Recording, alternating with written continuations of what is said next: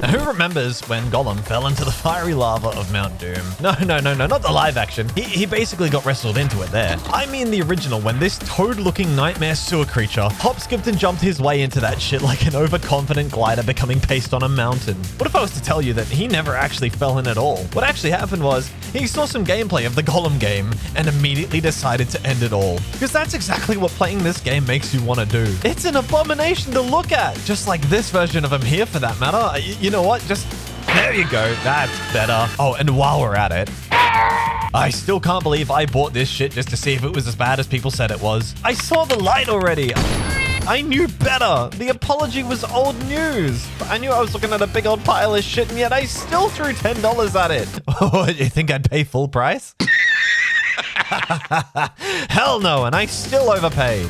And what's worse is that on Steam, it's $78. I'm trying to rob you. Oh, and they also want you to buy DLC that's clearly cut content, none of which is going to remotely affect your playthrough significantly. What the hell is that about, by the way, Daedalic? Probably going to regret that one after getting a cease and desist from Ubisoft for stealing their ideas. I suppose you think that was terribly clever. You need to pay $4.50 just to have the option to make him say "my precious" on command. That shit is about as much a part of Gollum as his loincloth or having a face even a mother couldn't love. And yet they'll charge you the price of a large coffee for it? In a single-player game? No, thank you! There's also a DLC for Cinder and voice acting to make the elves speak in their original language that J.R.R. Tolkien created for them, which most people will never hear beyond the intro because most people don't care enough for CBT to get that far through the game where you start hearing the elves talk to each other. Unfortunately for me, I am a bit of a masochist when it comes to bad games. I don't often like them much unless they're ironically funny, but if I can, I'll still play them to see how bad they are. But I will say, I would rather go cave diving in the crevices and the depths of Mount Doom labeled Sauron's Sphincter than ever play this game again. The game takes place mostly in Barad-dûr as a prisoner doing repetitive menial labor because Gollum spent 8 years there, and Daedalic figured that if they could make us feel like we were there for just as long, we might sympathize with them a bit. But before that happened, Gollum introduces himself at the start. Gollum. And you know what? Immediately upon hearing this, I had to throw his decrepit ass into the abyss. You hear that? No scream, no gasp, not even a whisper. What a great start. It wouldn't have been that hard to throw in anything. I looked into your future and I saw death. There are in fact a lot of pathetic ways to die in this game, most all of which are completely devoid of sound effects. Like they couldn't even be bothered to throw in an oop at the very least. About the only death that had any significant impact in my opinion was dying to a small fire and then having Gollum slam his head into the earth like he was trying to start digging a hole with his face.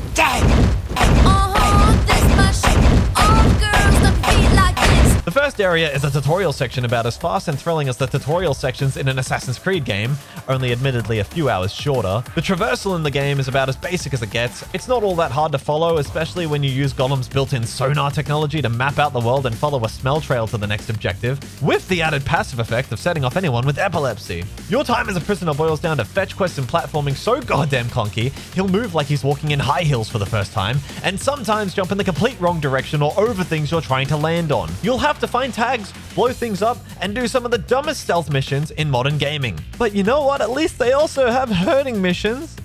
Huh. What do you mean, you people? This was only one of many glitches and issues you can expect to run into. Not limited to the stuttering that plagues the game throughout, leaving you wondering if you accidentally press the pause button sometimes. Now, we obviously can't move on from the stealth section without talking about the stealth, but I don't need to say much. The main form of stealth is running past enemies and most times either not being seen or outrunning them even when you are. Alternatively, you can hide in, no fucking joke, stagnant clouds of smoke floating in completely random locations for no logical reason at all. What's worse is you're able to hide well in the darkness and shadows, so why not just find ways to make that work in more locations? If you're gonna go this direction, just dress the little shit up as a ninja and let us turn invisible on command as if the One Ring's passive ability was a permanent active power-up. No, wait a minute, I was wrong. They did do that. I cannot see, I'm legally blind. You also have to often fight between Gollum and Smeagol for control, and being a Gollum game, obviously I opted for Smeagol pretty much all the time, naturally. Unless someone pissed me off enough, in which case I picked Gollum to see what he'd do in that situation. Gonna talk again. Oh, wow, baby snake. Nice. Well, you know what? Not sure what I was expecting there. After being put in prison, you can, of course, just choose to cross to the next life instead of allow yourself to be captured. And doing so will reward you with an achievement. Even the game wants you to put this little fucker out of his misery. You can even get an achievement for getting him to the finish line early. It's quite cool. All movement is janky and unresponsive. Sometimes even the animations are too, like when you spam the run button on hills and his back leg starts stretching above his head like a dog going to scratch his ear but overshooting his aim by a mile. The main enemies in the game are obviously orcs and guard elves, but if that's not enough for you, there are also dark and light balls. That's right. Big ball of gas! Now, the voice acting isn't anything special by any means either. It cannot make that climb. This is madness. Damn, they must have used The Room as a reference for their voice actors. This guy even kind of looks like Tommy Wiseau. What a story, Mark. Eventually, you meet the Candleman, you know, the well-known, long-established Rings universe villain who makes you his personal bitch. His first task? Make a bird. In a nearly $80 stealth adventure game about Gollum, you have to make a bird. You get this very unfortunate visual if you choose to make a cum bird. I had to see it, so you do too. I went with the brown bird because of that, and I am telling you right now that a deranged, starving, meth addict cretin like Gollum is not affectionately cradling that bird.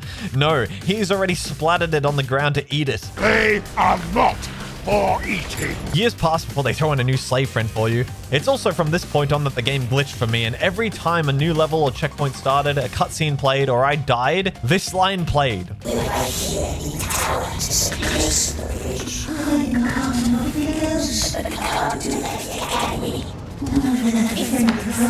All the way for the rest of the playthrough through the entire game. You take the teacher mantle and show the new guy how to herd the Borax, or, you know, just get him trampled for the hell of it because the companion mode is about as useful as he is. And then the Candleman asks you to use your bird to get his horse figurine out of a jar. If I have to explain what's wrong with that to you, then bless your sheltered soul. Don't look it up, trust me. All right, then, keep your secrets. But you know what? At least he had the decency to put his pony project in a ceramic jar and not a glass see-through one. After way too much platforming, purposefully drowning the Grashneg, and playing with spiders, you get your opportunity to escape. But Grashneg leaves without you, and you have to hitch a ride on one of the surprising number of carts leaving the place in a segment where if you touch anything that isn't the top or sides of the cart, Gollum immediately perishes.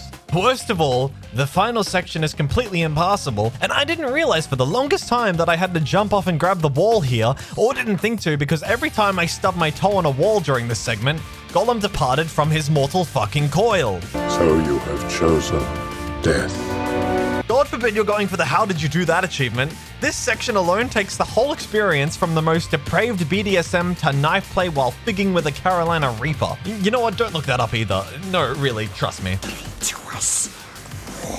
There's also a Crash Bandicoot segment where you run away from Shelob. Not that I can show you that with my footage because this game's awful performance ruined my recording software for some reason. Actually, you know what? This might just be a normal stutter in the game that I forgot about. You know, they tend to last for a while sometimes. I lost so much footage to this glitch that I can't even show you a bunch of the other glitches I experienced, but luckily pretty much all of them happen to other people. Like this one where Gollum learns to stand after failing an assassination. Wait a minute, if it happens to everyone, then is it still a glitch or is it a feature? You know, the point I'm coming back to though, the game already knew I wouldn't get my time playing it back and decided it wouldn't even have the decency to let me play it back. I cannot. Now look, it did eventually start working again, but I am losing the will to live already. Basically, you get to do all the same shit for the next half of the game, admittedly in a less hell-themed environment. Don't worry though, it still feels like hell to play. They wouldn't want you to forget what you're playing due to an environmental change after all. It's so unnecessarily dragged out and boring, but if I don't at least summarize it, I'll probably have to throw myself into Mount Doom as well. There is a blind elf. She has a hard-on for another elf who's missing. You do the world's most ridiculous puzzle with prompts that fail to show up most times. Run through some purple vape clouds, run away from orcs, find the source, break the source. What's the source? Who fucking knows? Because no one sure as shit cares. And then you get to the final boss fight.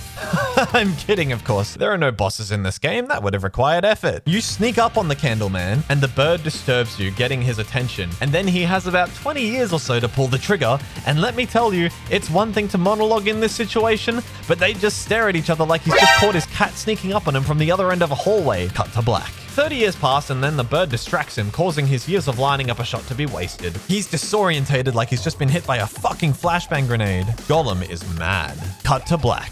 10 more years pass and Gollum makes his move and gives the Candleman a few raunchy backshots off screen. Surely that's the only reason they can't show it on screen and not the fact that they can't realistically show him losing this fight to a chokehold like that from behind on screen. There is no curse in Elvish, Entish, or the tongues of men for this treachery.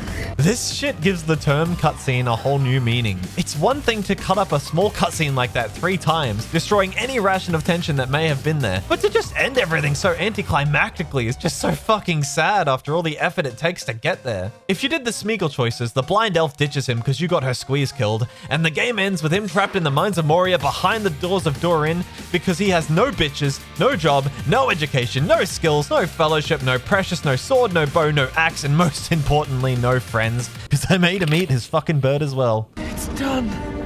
Yeah, to sum it all up, this game is hell to get through. Which, you know what? Honestly, masterful foreshadowing on the dev's part, guys. Yeah, pat on the back. Back into the pits with Willy's Wonderland, while I go summon the will to live again, just so I can throw it away when I play Rise of Kong for another video. I need a holiday. Thanks for watching this video. If you liked it, then feel free to press the buttons to keep you up to date with my future content and support my channel. That's how YouTube knows my stuff is tolerable, so I'd appreciate it. More videos coming soon.